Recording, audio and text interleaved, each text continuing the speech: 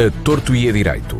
Um programa com Alberto Magalhães, Bento Anastácio e Ricardo Freixal. Muito boa tarde, bem-vindo ao A Torto e a Direito na DNFM com Alberto Magalhães, Bento Anastácio e Ricardo Freixal. No programa de hoje, cá estamos para falar da atualidade e, daqui a pouco, espreitaremos a situação em Odmira. Para já, começamos com as notas de abertura e ao Ricardo Freixal a começar no programa de hoje. Ricardo, boa tarde, bem-vindo. Quais as notas para a abertura do programa desta terça-feira?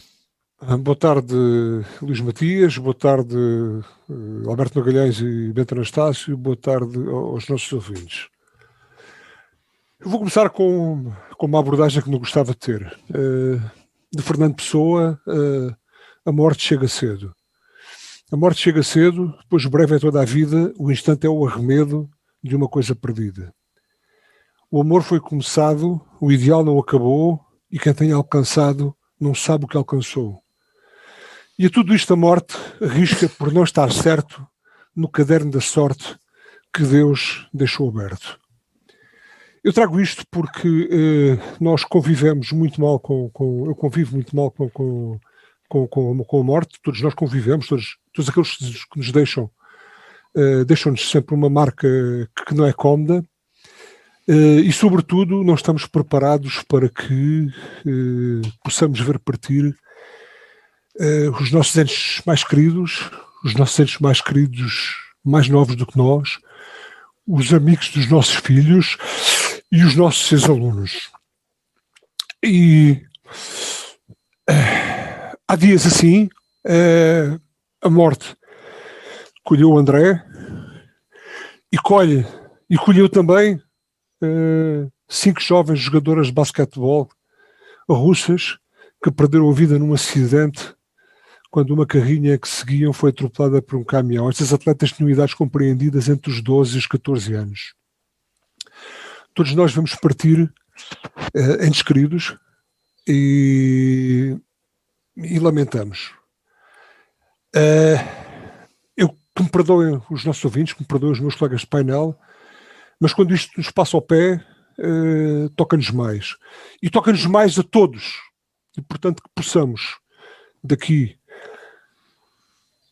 um grande abraço, um grande beijo ao André e a todos aqueles que partem prematuramente, e que possamos, não nos bastava a pandemia, senão ainda por cima temos de ser confrontados no dia-a-dia com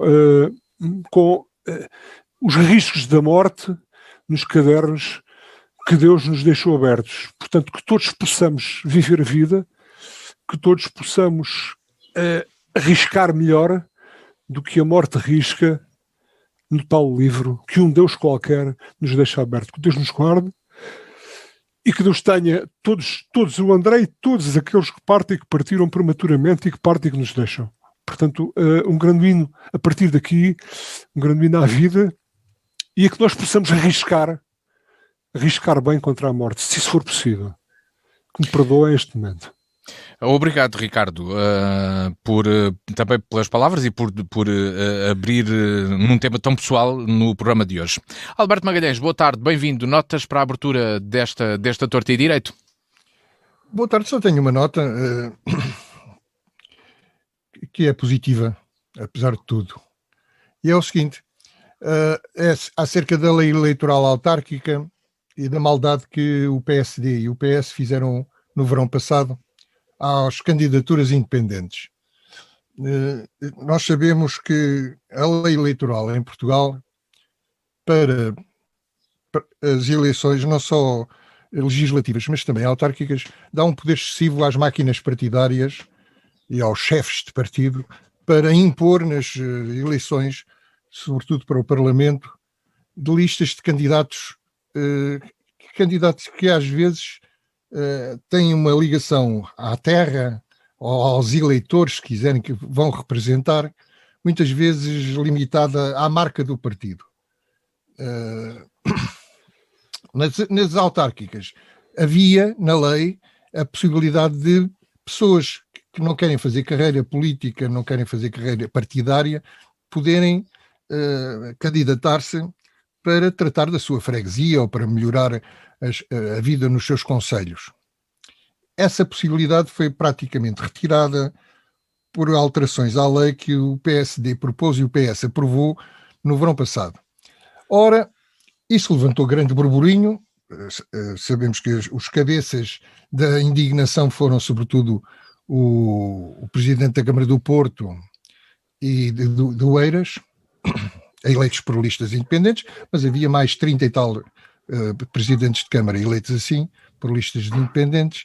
Houve grande burburinho e o Parlamento este ano acabou por ter uma série de propostas, quase todos os partidos apresentaram propostas, e acabaram por fundir essas propostas numa única que reverteu praticamente, não foi tudo, mas quase tudo, o que tinha sido alterado pelo PSD e pelo PS.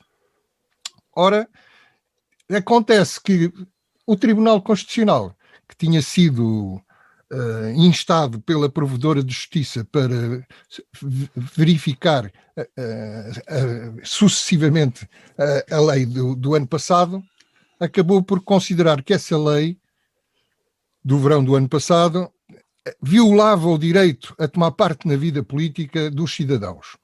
O direito dos cidadãos a tomar parte na vida política. Essa lei, entretanto, e, portanto, considerou essa lei alterada, inconstitucional. Não é? Exato. Considerou inconstitucional e, portanto, as alterações deixaram de fazer sentido. A lei caducou e volta tudo à situação em que estava em junho passado, tudo menos a vergonha que o PSD e PS passaram e que escusavam de ter passado. Bento Anastácio, notas de abertura. Boa tarde, bem-vindo. Boa tarde, Luís, boa tarde ao Alberto e ao Ricardo. Parece que eu combinei com o Alberto falar de eleições não. para o poder local, mas eu não vou... uma das coisas que ia falar, ele já falou, e nós tínhamos falado aqui no nosso programa já há uns tempos. Eu venho dar novas das candidaturas à nossa cidade e do que por aí anda. O pouco ou quase nada que por aí se fala e se faz. Isto é a propósito de quê? A apresentação aos cidadãos eleitores da nossa cidade, do nosso concelho, por parte do Partido Socialista, de Manuel Rui Azinóis Beiro para presidente da Comissão de Honra da candidatura do Dr. Calixto Vacinado ao nosso município. Eu acho muito bem que se escolham pessoas para com o tipo de perfil do Sr. Manuel Rui para estas coisas.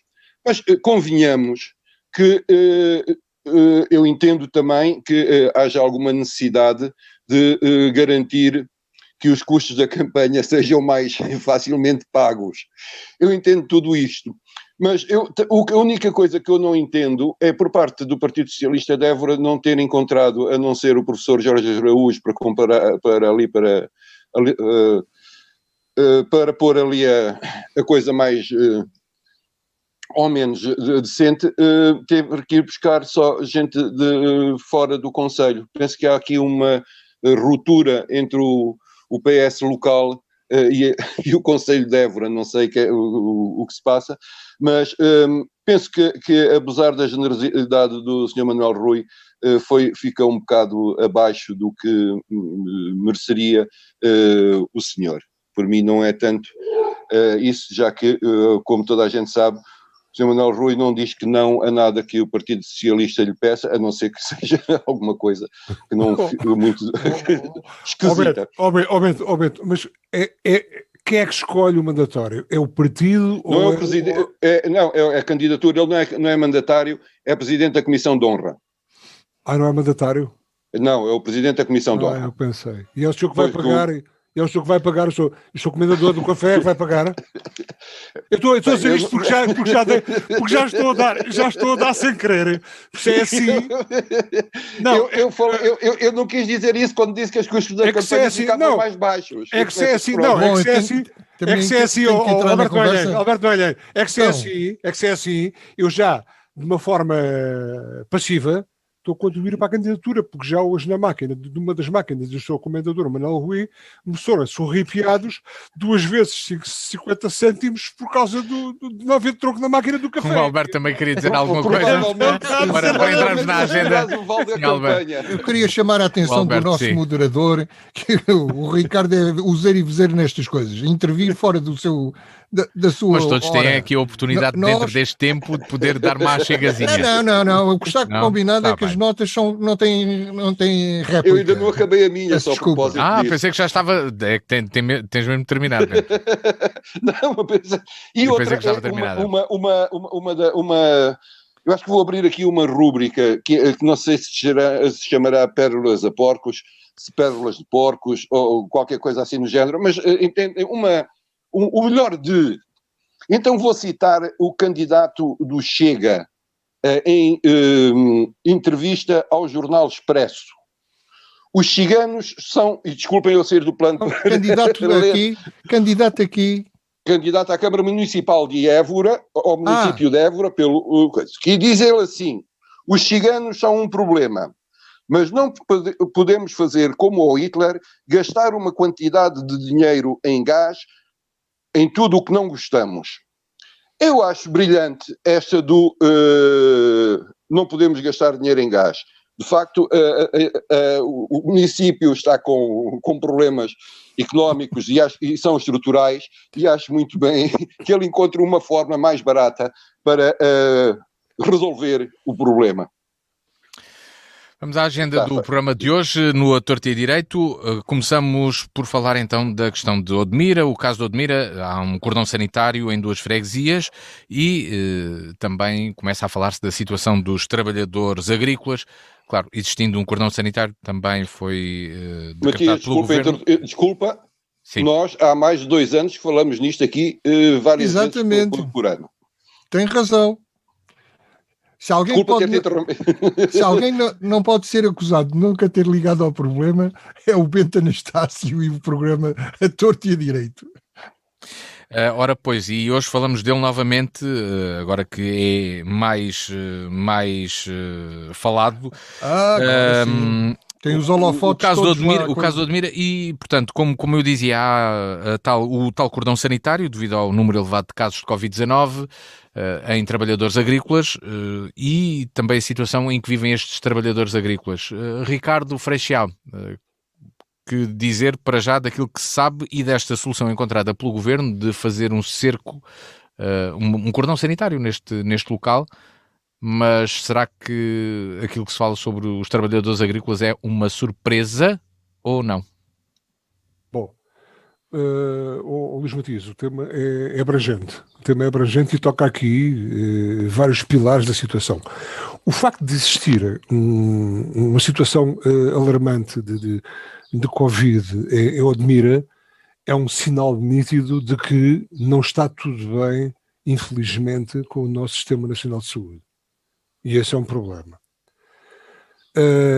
Daí deriva a necessidade do governo tomar, no ponto de vista sanitário, algumas iniciativas e algumas decisões, nomeadamente os cordões sanitários, as cercas sanitárias. Recordas que também Alberto Magalhães até me disse: Ricardo, isto não são tudo rebanhos, pertencemos todos ao rebanho, parece-nos a nós. Mas, de facto, do ponto de vista de higiene e profilaxia sanitária, inevitavelmente, juntamente com outro tipo de medidas que acho notável, o facto de se ter tomado a iniciativa de vacinar, independentemente das idades, transversalmente, porque havia um problema realmente grave. Portanto, o cordão sanitário, a cerca sanitária é mais uma das medidas que deveriam ter sido tomadas e, quiçá, estão de acordo com a urgência e a premência da situação. Bom, outro problema é o alojamento dos trabalhadores. E eu aqui, se me permite, Luís Matias, eu abordaria o problema. Por acaso são trabalhadores agrícolas, podiam não ser. Então são trabalhadores. E o problema não é de hoje. Em 2019, António Costa autorizou o alojamento em contentores de pessoas. E lamenta-se, de facto, as coisas aconteçam dessa forma. Mas é um problema que só tem que ver com a atividade agrícola, porque a atividade agrícola é o cerne da questão, é o núcleo gerador de todo este problema. É a atividade que gera a necessidade de mão de obra, que depois é importada.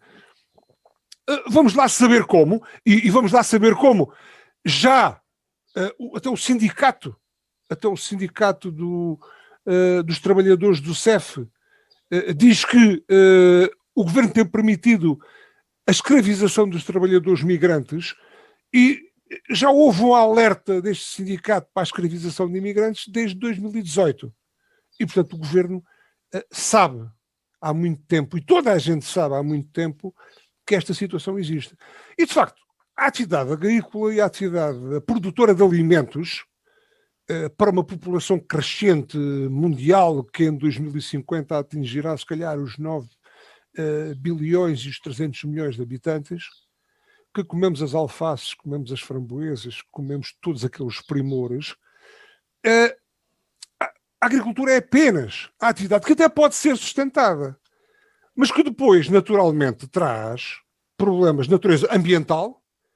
E a atividade agrícola só é feita naquelas condições porque é de alguma forma permitida, e aqui isto é uma questão de ordenamento do território, uma questão de política agrícola, de zonagem, de aquilo que for, mas que a atividade agrícola em si não está ilegal e não é culpada disso, porque até pode fazer de uma forma sustentada, há empresas que o fazem, e depois há toda a vertente social em volta dessa atividade agrícola.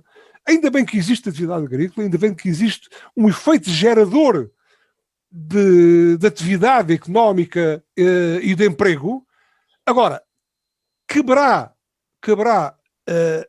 à comunidade em si a resolução do problema social, nomeadamente do alojamento. Porque nem o comendador naveiro, que é o paradigma do empresário, tem alojamento para todos os seus trabalhadores.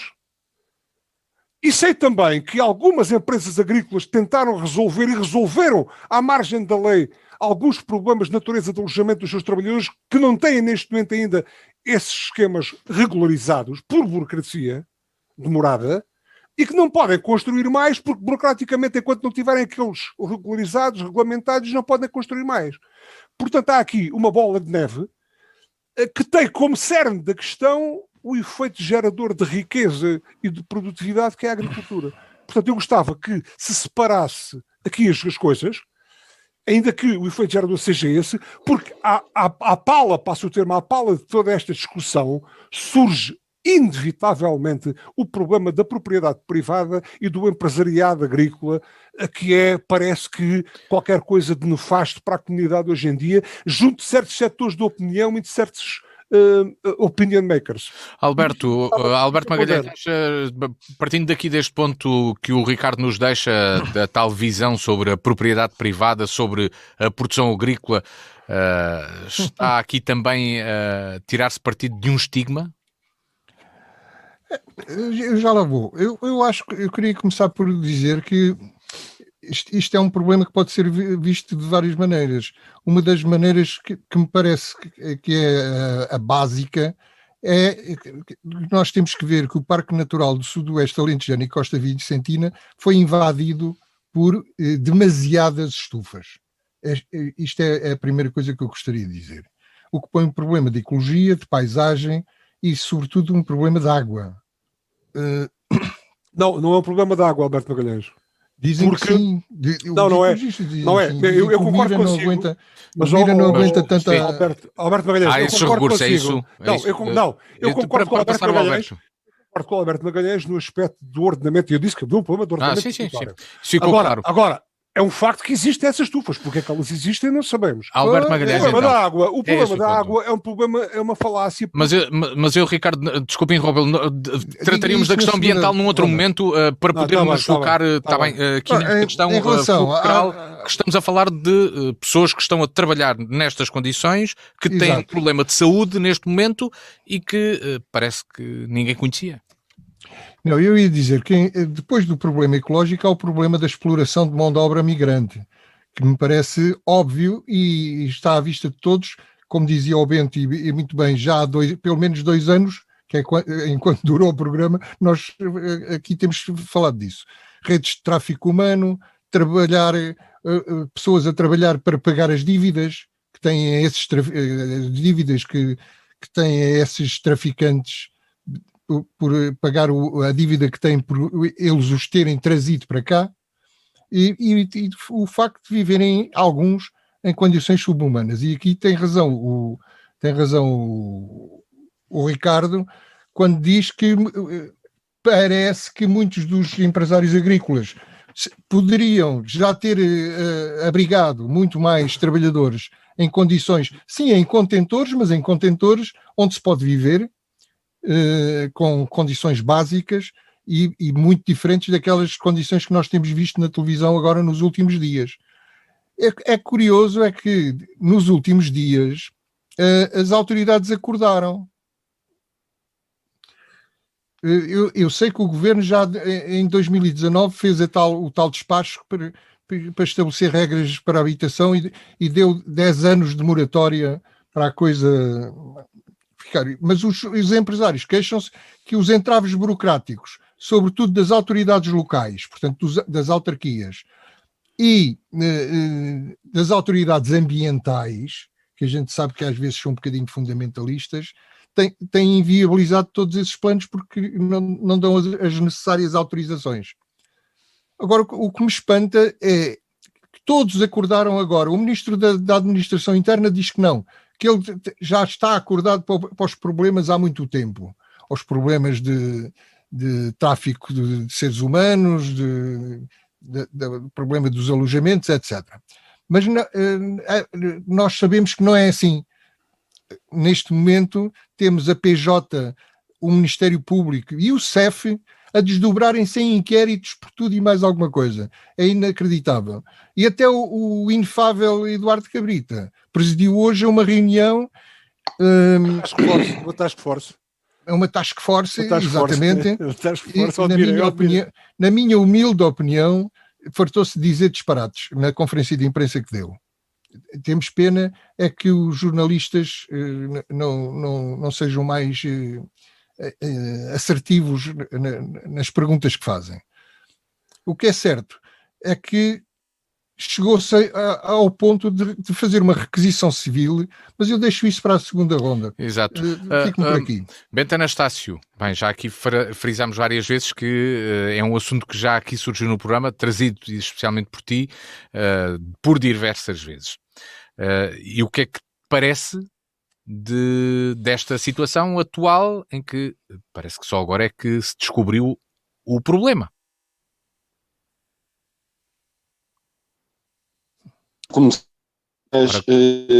Temos alguns problemas na ligação com o Bento Anastácio. Eu espero que nos consigas ouvir bem e que nós te possamos ouvir e ver também, porque quem nos vê não sei se no canal do YouTube... Sim, senhor, vamos lá em frente. Vamos ver se é possível, Bento. Não parece que seja possível. Nós daremos essa oportunidade ao Bento Anastácio daqui a pouco novamente. Regresso ao Ricardo Freixal antes de voltarmos ao Bento novamente para ele trazer aqui também a sua opinião. Ricardo, este é terminou a sua primeira intervenção referindo a questão da propriedade privada e o Alberto estava a chegar aí também, precisamente. Falando da requisição civil, o governo tomou uma decisão de requisitar um empreendimento turístico na sua totalidade para poder fazer isolamento profilático de muitas destas pessoas. Cerca de 120 é aquilo que agora está previsto que são os lugares disponíveis nesse espaço. Não haveria outra solução ou esta tinha de ser mesmo a solução adotada pelo governo? Não, primeiro que tudo, eu acho que ficou bem claro da minha intervenção na primeira vez que eu sou extremamente sensível ao facto de existirem pessoas a trabalhar, seja em que ramo for, em condições infra-humanas ou subhumanas, não é? Portanto, isso é inquestionável. Agora, o problema está que em volta, depois de tudo isto, anda-se à procura de encontrar um bode expiatório.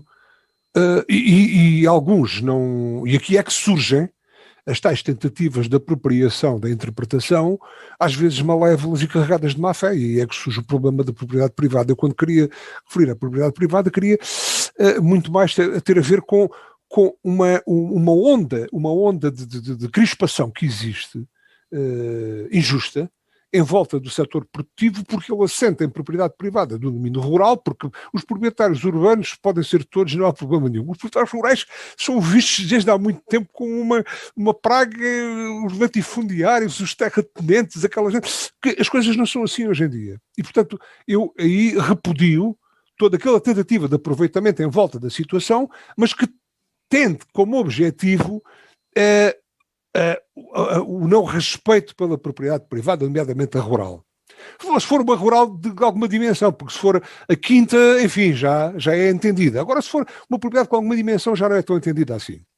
Agora, no que diz respeito portanto, eu perdi-me aqui, o Luís Matias tinha-me perguntado sobre a utilização da propriedade privada e, neste caso, da requisição feita pelo governo. A requisição eu gostaria... não é? Claro, a requisição é uma questão que está à margem, é lateral, deriva da existência do problema, é lateral, e eu gostaria de abordar muito mais no desnorte que tem que ver com a falta de orientação e de estratégia deste governo.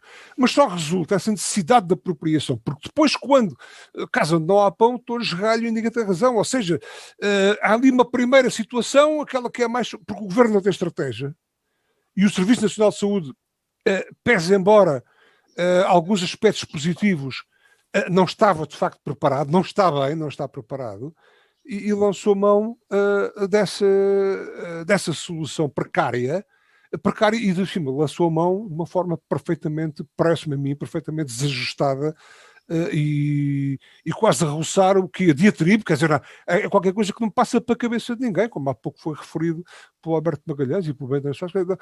Então apropriam-se agora das casas das pessoas, saiam lá daqui, porque eu acho que são prioritários, temos de tratar os doentes, seja que de forma for. Agora, tem que haver alguma estratégia e alguma forma correta de abordar as situações, não pode ser assim, não é? Isto é mais um desnorte, quer dizer, qualquer dia fazemos aqui os nossos programas, o ministro Alberto Cabrita ocupa aqui uma parte...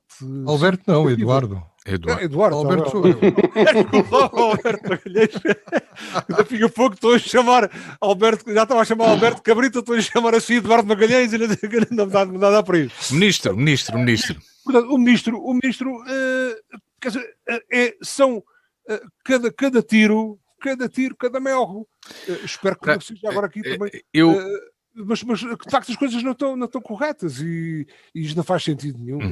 Ora, Bento, volto a ti, agora já temos aqui, porque estamos a fazer o programa com ligações à distância, não estamos todos no mesmo espaço, aliás, para que os nossos ouvintes mantenham isso presente, estamos todos a vários quilómetros de distância mesmo.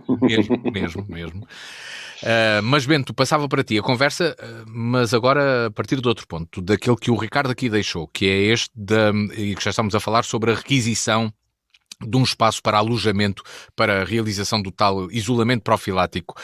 Esta era a solução que era necessária, que tinha de ser feita, de requisição na totalidade de um empreendimento, daquele empreendimento turístico, que também tem algumas propriedades privadas no meio? Ora... Eu perdi grande parte do que aqui se disse e não vou, se calhar, não vou voltar... Eu vou ter a oportunidade de depois ires um bocadinho ao início, naturalmente. E só era fazer esta ligação à conversa a partir deste ponto, naturalmente. Pelos contentores. Vamos lá ver. O princípio disto tudo tem a ver com a lei dos contentores do Sr. Ministro Capolas. E nós temos a mania de ter... memória curta e depois a culpa é sempre, nunca tem, é sempre solteira, nunca ninguém tem nenhuma responsabilidade por isso. Nós falamos aqui nessa altura que o Sr. Ministro aprovou a residência em contentores nestas áreas de produção. Isso, por si só, é um início da causa disto tudo. Mas, concretamente, o que nós temos em relação ao Zemar. Em relação ao Zemar, é mais uma prova provada, passo o pleonasmo, que temos um governo e acho que não faz ideia do país em que vive, do país que existe. Ora, o Zemar é aquele empreendimento turístico, tem várias tipologias de alojamento e vários tipos de propriedade no alojamento. Obviamente que não passou pela cabeça de ninguém, ou que não passa pela cabeça de ninguém, em ocupar as casas das pessoas. Não foi isso. Foi isso, é isso que aparece, que se pode ler. Mas não foi isso. Foi pura e simplesmente levar para residências unipessoais, unifamiliares, desculpem, pessoas a fazer o seu isolamento. Já que, de outra forma, iriam não o fariam, primeiro, porque o dinheiro, o pão nosso de cada dia, a isso obriga, e esta é uma questão. As pessoas testadas positivas continuavam a ir trabalhar porque precisam de comer, não têm segurança social, não têm nenhum apoio, portanto, isso por aí, a não ser o apoio de algumas associações, por aí fora, não têm. O que é que acontece? Essas pessoas, e são milhares de pessoas. Porque nós, quando falamos no Concelho de Odmira, que é o Luxemburgo menos 20 km quadrados, e estamos agora neste momento a falar apenas de uma parte muito pequenina, que é a parte costeira que vai do Almograve até à Zambujeira do Mar, um pouco até ao Brejão, por ali fora, portanto, para que as pessoas saibam de onde estamos a falar. E houve uma proposta que passou ao lado, que foi a de alojar os migrantes nas aldeias do Concelho de Odmira. Para quê? Para que acabasse esta promiscuidade que existe na forma em que as pessoas são obrigadas a viver e na forma em como são exploradas, passando as pessoas a estarem integradas numa comunidade, já que Odmira precisa destas pessoas para poderem fazer a sua prática agrícola.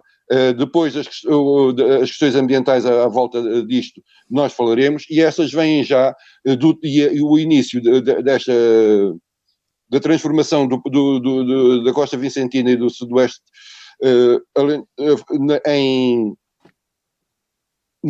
num mar de plástico, como na zona de Múrcia, vem desde do final dos anos 80, com a exploração do Terence Russell e por aí fora.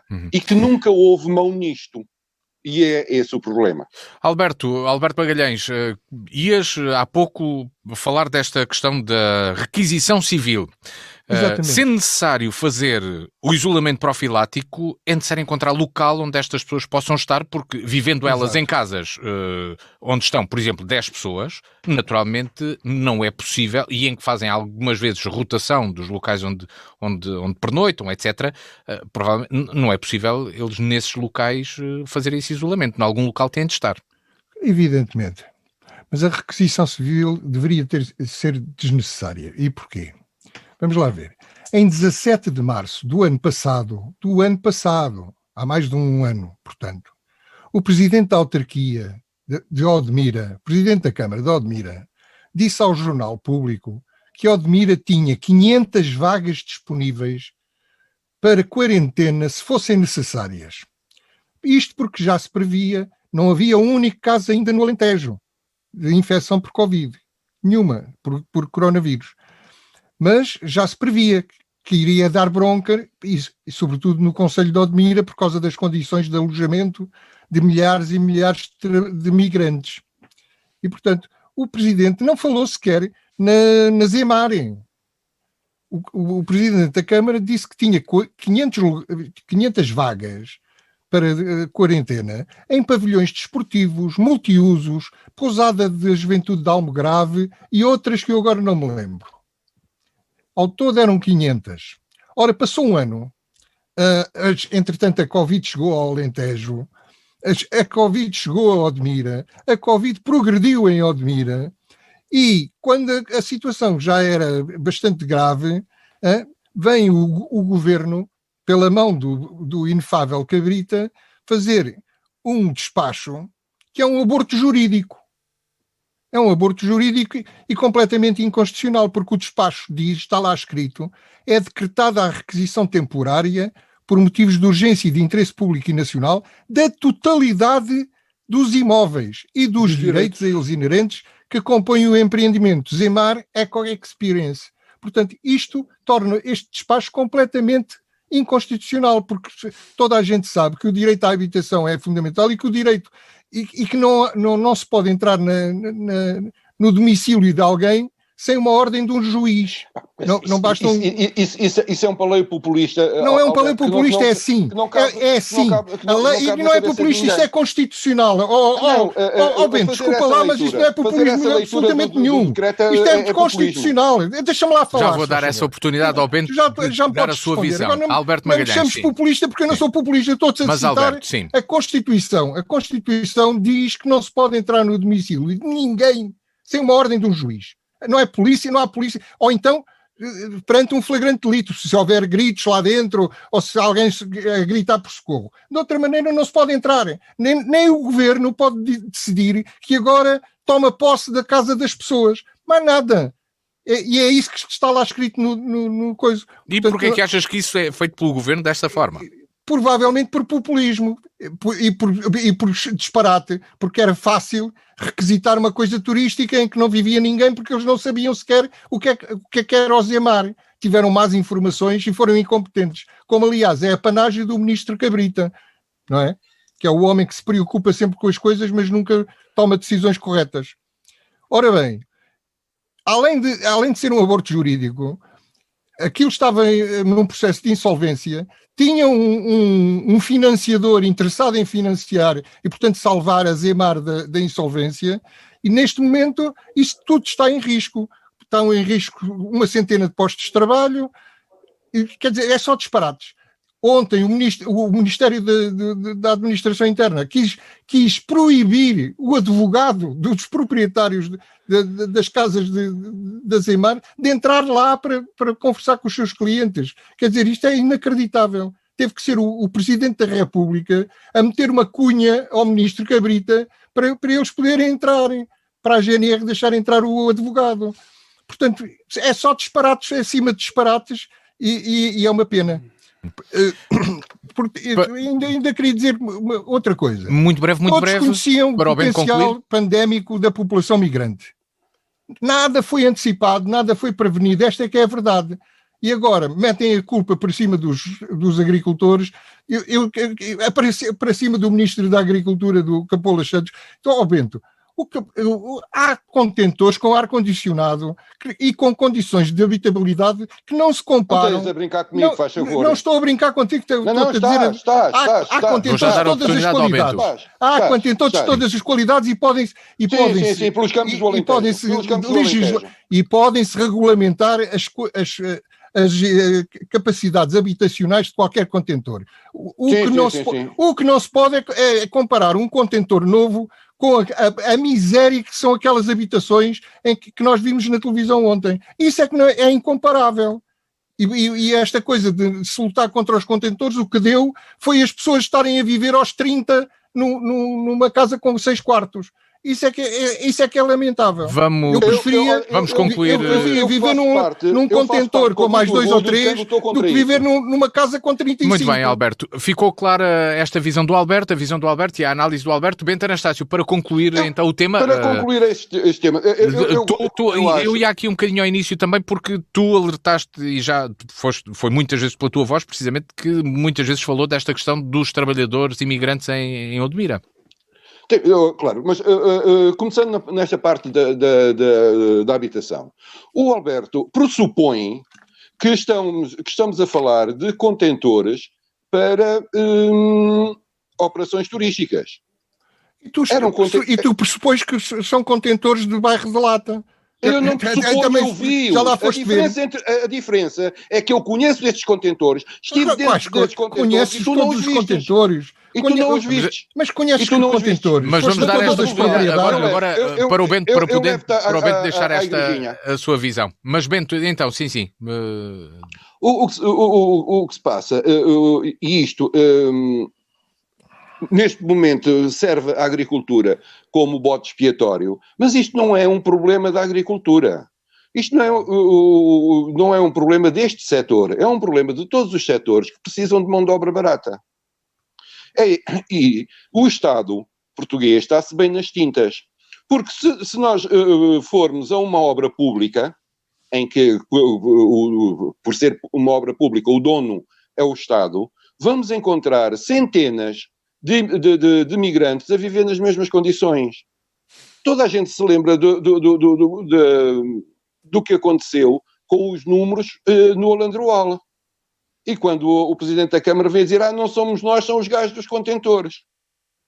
Portanto, o problema, e depois é fácil atirar o ónus para cima da agricultura e dos agricultores. Eu, obviamente, que não estou aqui a defender que nem sequer são agricultores, são empresários agrícolas, com a diferença que há entre uma coisa e outra, que um dia destes podemos falar sobre isto. E depois... há gente a trabalhar neste país com as mesmas condições. Se nós quisermos um dia, quem pensa que isto é uma coisa só de Odmira, eu convido a ir até Serpa, e sobretudo a Ficalho, ver em condições é que estão as pessoas que trabalham aqui na igrejinha em frente à fábrica do tomate. E não é aqui, isto é aqui à nossa porta. São coisas que nós vimos todos os dias. E isto depois é governado porque de uma forma ou outra está tudo sobre a alçada do Ministério da Administração Interna. Temos isso. Temos os senhores do CEF que não podem ir porque não têm gente. Temos depois, por lado das inspeções de trabalho, quem não tem, também não tem ninguém, e é esta bolinha de neve. Toda a gente empurra com a barriga e a culpa, olha, se calhar é dos imigrantes que se deixaram contaminar. Do tema de Odmira partimos para outro, o tema que nos traz o Ricardo Freixal. Ora, Ricardo, António Costa é um engraçadinho. Não tem graça nenhuma. António Costa, naturalmente, que é uma ironia. Mas esse é o tema que traz, não é? Sim, mas é uma forma irónica, porque eu não tenho outra forma mais ativa de combate que não seja, neste momento, levantar a minha voz, nomeadamente aqui aos microfones da Rádio Diana, e também ser um pouco irónico nesta situação toda, infelizmente. Portanto, e entronca perfeitamente. Eu não ia adivinhar que a discussão à volta do tema de Odmira me iria dar a possibilidade de encaixar no tema que eu trouxe. Perante um país que temos, eu não gosto muito desta expressão. As pessoas às vezes, quando estão aqui entre dois cafés, entre uma canha, entre uma imperial, dizem, é o país que temos. Não gosto disso. Mas, de facto, na abordagem que tivemos aqui, falou-se do ministro Eduardo Cabrita, falou-se de uma série de coisas, ou seja, isto falou-se, e depois isto vai o Bento. Eu não sabia que o ministro Capoelas, eu trato por Capoelas de uma forma simpática, não sabia que o ministro Capoelas também dava autorizações para residências, não fazia a mínima ideia. Até 10 contentores. Não sabia a mínima ideia. Menos mal que não vamos aqui até à culpa de Passos de Coelho para trás, não é? Mas pronto. Já chegamos ao ministro Capoelas. O ministro Capoelas deu autorização para os contentores, e o ministro Costa também, o primeiro-ministro Costa também. É o ministro Cabrita que faz diatribes, faz intervenções sem nexo e faz imposições e usurpa, ainda que temporariamente, os deveres e os direitos dos cidadãos no que diz respeito à habitação. E tudo isto porquê? Porque, de facto, a atividade agrícola e a atividade hortícola na região atlântica, não podia ser de outra forma, tem que ser na região atlântica, de facto, não se faz há 2 dias, faz-se há muitos anos. E cresceu Eu sou sensível, como o Alberto Magalhães também foi, ao problema de natureza ambiental, ao ordenamento do território e a uma coesão na ocupação do território. E vou ser alheio aqui ao porquê é que as estufas aparecem acima das arribas e dentro da zona da Costa Vicentina. Vou ser alheio a isso. E vou apenas debruçar-me sobre o facto de elas existirem e partindo do princípio que elas existem legalmente, porque até agora parece que elas não existem legalmente. Como é que existem legalmente ou não? Isso é outra questão, é outra discussão.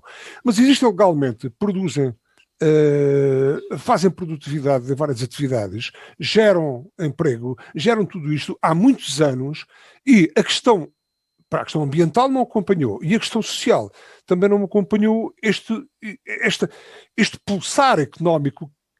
Pese embora existam cadeias manhosas, passo o termo no meio que existem, mas o que é facto é que há aqui um efeito gerador de riqueza que podia ser potenciado e aproveitado de uma forma benéfica para o país, para a região e para todos aqueles que trabalham. E não é porque, de facto, há governos que gerem, não gerem, às vezes têm falta de gestão mesmo à distância.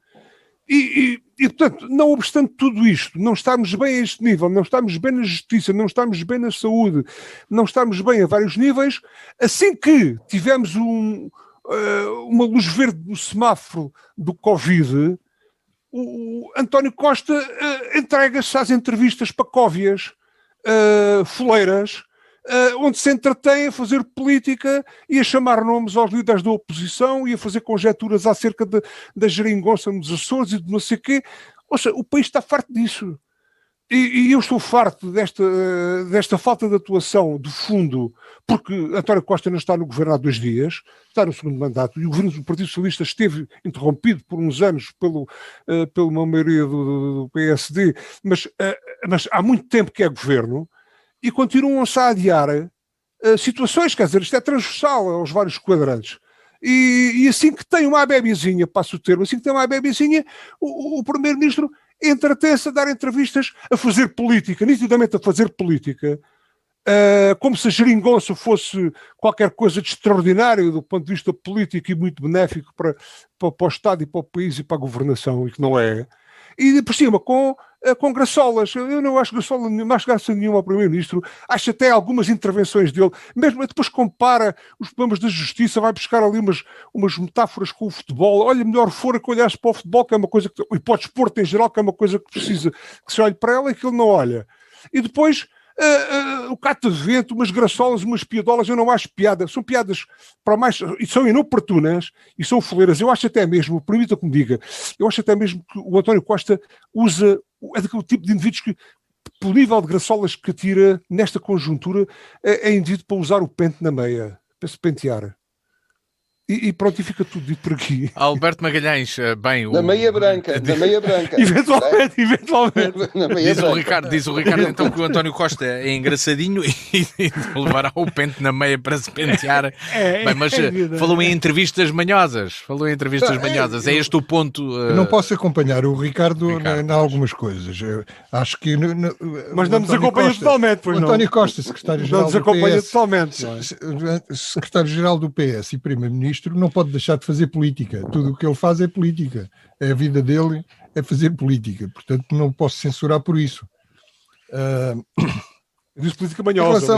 Em relação à entrevista, eu por acaso tinha algumas coisas ainda a dizer sobre o Odmira, mas penso que para a semana ainda poderemos falar disso, não é? Ficará pelo menos por uma nota de abertura. Há coisas que eu acho completamente... Vou só adiantar um cheirinho. Há coisas que eu acho... Eu ontem ouvi, por exemplo, na televisão, que há uma freguesia, as duas freguesias que estão em confinamento, ou uma delas, tem 1.900 ou qualquer coisa, 1.900 novas infecções por 100.000 habitantes. Eu gostava de saber como é que as pessoas acham que isso faz algum sentido se o concelho todo de Odmira, que são 17 ou 19 freguesias, tem 20.000 habitantes, mais 10.000 ou 15.000 migrantes. Não é? como é que se pode estar a falar em 100 mil habitantes? É uma coisa curiosa, em 2 freguesias, ou numa freguesia que deve ter, 2 mil habitantes ou 3 mil habitantes, e depois a discussão sobre a proporção e sobre a utilização arranja-se um índice com 100 mil habitantes, quer dizer, não tem sentido absolutamente nenhum. Mas deixemos isso. Vamos então à entrevista do Dr. António Costa. Eu acho que a entrevista não tem nada de novo, a não ser aquela botada sobre o catavento, que esse ao menos ainda tem pontos cardeais, e o líder da oposição, Rui Rio, nem pontos cardeais tem, não é?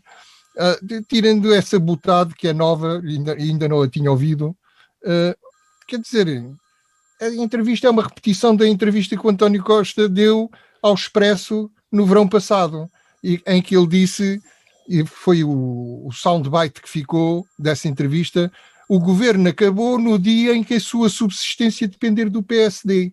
Foi isto que ele disse há um ano ao Expresso. Isto é, o que ele fez neste domingo foi precisamente a mesma coisa, foi queimar as pontes com o PSD para tornar mais difícil ao PC e ao Bloco de Esquerda chumbarem o orçamento que aí vem, não é? E que é o problema imediato do governo ou do primeiro-ministro, é arranjar maneira de o orçamento para 2022 não ser chumbado. Portanto, foi isso que ele fez. Por um lado, queimar as pontes com o PSD para encurralar, digamos assim, o PC e o Bloco de Esquerda, como fez o ano passado, e depois aproveitar o acordo dos Açores.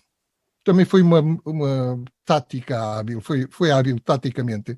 Aproveitar o acordo dos Açores e a candidatura da Susana Garcia à Câmara da Amadora para declarar o PSD como um partido encostado à extrema-direita e, portanto, retirar a pretensão do Rui Rio de ter o PSD como partido de centro-direita, ou de centro-esquerda, ou de centro.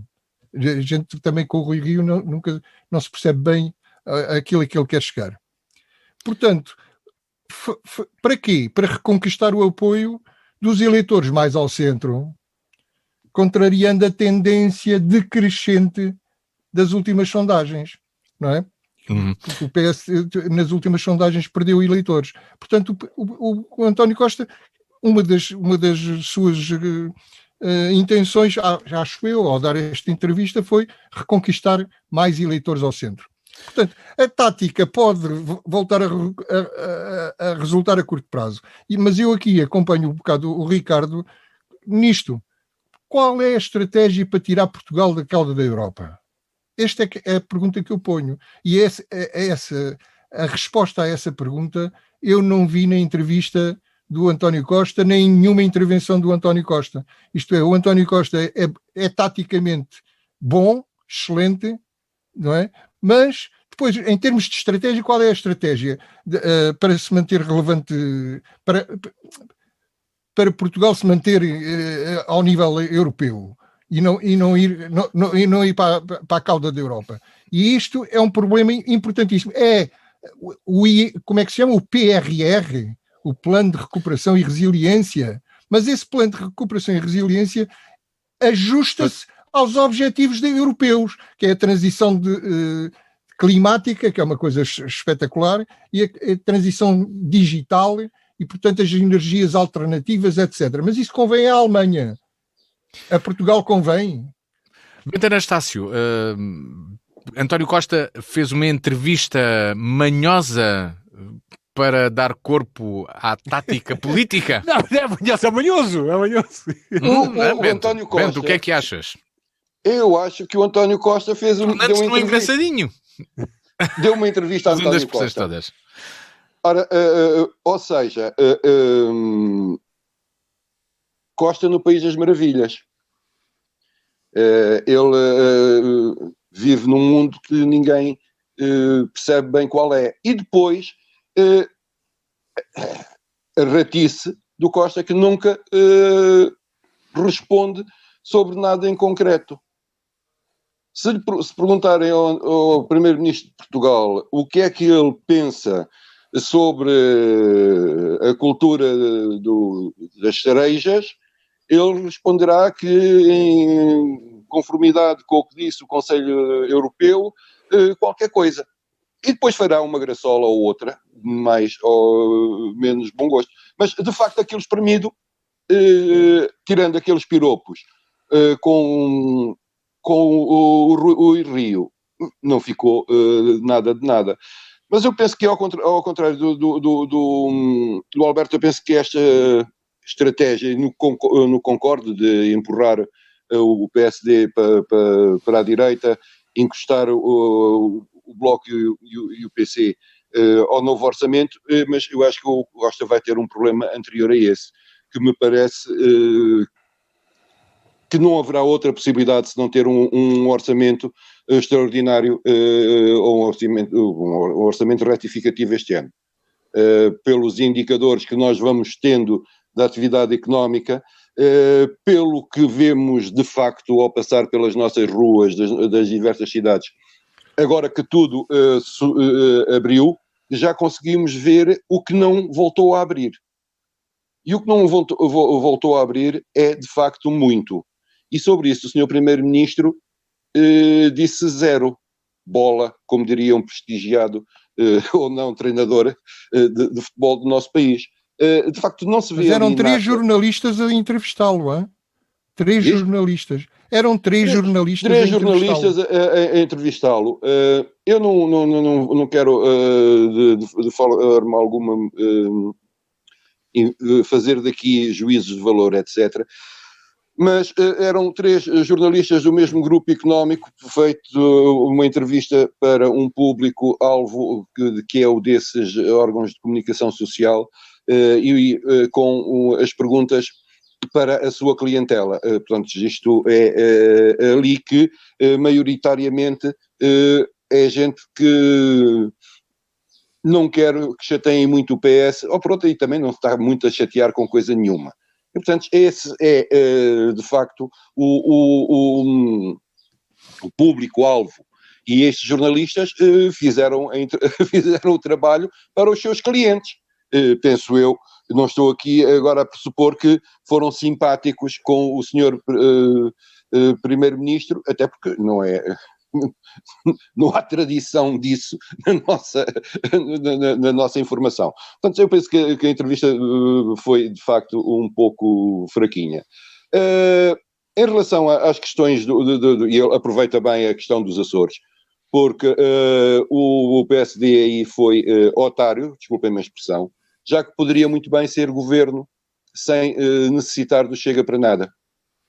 Já que a iniciativa liberal não iria votar favoravelmente o governo do Partido Socialista, nem o Chega iria votar num governo do Partido Socialista, de onde estava a coisa resolvida. Agora, o que me parece mais importante nisto tudo é que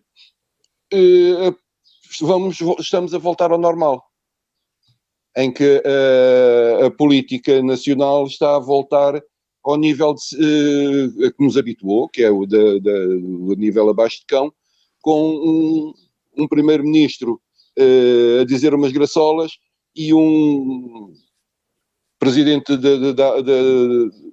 do PSD que se acha líder da oposição, que eu ainda não ouvi muito bem nos aspectos essenciais, ser de facto a oposição, diz também umas coisas, enquanto nos vamos entretendo e preparando para eleições que aí vêm para as autarquias locais e depois com quem é que ele vai fazer primeiro o orçamento retificativo e depois o orçamento para 22, se lhe interessará ou não, em função das sondagens, ir para eleições antecipadas ou não. Portanto, isso veremos depois de setembro, outubro, quando isto voltar a ser um país normal. Muito bem, obrigado, Bento. Este segundo tema fica com uma ronda. Penso que ficou claro acabou. Também. Depois está mesmo a acabar, não é? Vai acabar. Mas o Ricardo tem sempre qualquer coisa para dizer, não é? O Ricardo tem sempre um remate, não é? O Ricardo é como se fosse aqui. Eu estava parabéns ao Ricardo pela vitória do Sporting no futebol, no futsal. Sim, obrigado. Acho que Fica bem ao país. E também fica bem ao país, Muito bem. não é só ao Sporting. Bem, nós temos de terminar. Vamos marcar... Só uma coisa. Sim. Eu estava a ouvir o Bento falar e estava a ouvir falar na geringonça. Eu chamo apelido aquilo de geringonça de propósito. A geringonça, porque a geringonça nem sequer não é uma habilidade política de António Costa.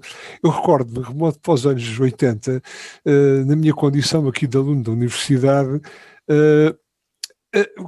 participei numa lista candidata à Associação de Estudantes, que não ganhou, felizmente, porque eu não tinha nada de perfil, eu queria era mesmo combate político na altura, e fomos derrotados, imaginem, por uma lista que era formada pelo Carlos Pinto Sá, pelo Zorrinho, o distinto parlamentar europeu, o Carlos Pinto Sá, o nosso distinto presidente de Câmara, por mais um colega meu ao centro e outro à direita. E nós perdemos por 12 votos, ou o que é que foi. Portanto, a geringonça já existia e é uma coisa que não foi inventada por Costa sequer. Portanto, nem sequer a habilidade política é uma inovação em Costa. Costa é um habilidoso, que eu digo que na gíria é um manhoso da política. E aí é que eu combato o Alberto Magalhães. Não é a política em si. Ficou claro, Ricardo. É a manhosice da política. Ficou claro. Temos de terminar o Torto e Direito, o encontro com o Alberto Magalhães, o Bento Anastácio e o Ricardo Freixal, e comigo também, Luís Matias, que estou aqui consigo todas as semanas. Claro. Está marcado já para de hoje a uma semana. Na DNFM, das 18 às 19, em dnfm.com, no serviço digital da Diana, para ouvir também em podcast ou em vídeo. Pode ver nos... repetição na Rádio Diana, já disseste? Já lá vai a repetição e também em vídeo no YouTube da DNFM, no meu canal 121, 124 e, claro, pode voltar-nos a ouvir em repetição no fim de semana, como o Alberto já aqui estava a lançar, ao sábado, às 18 horas. Bem, o encontro está marcado consigo para de hoje uma semana. Até lá. A Torto e a Direito. Um programa com Alberto Magalhães, Bento Anastácio e Ricardo Freixal.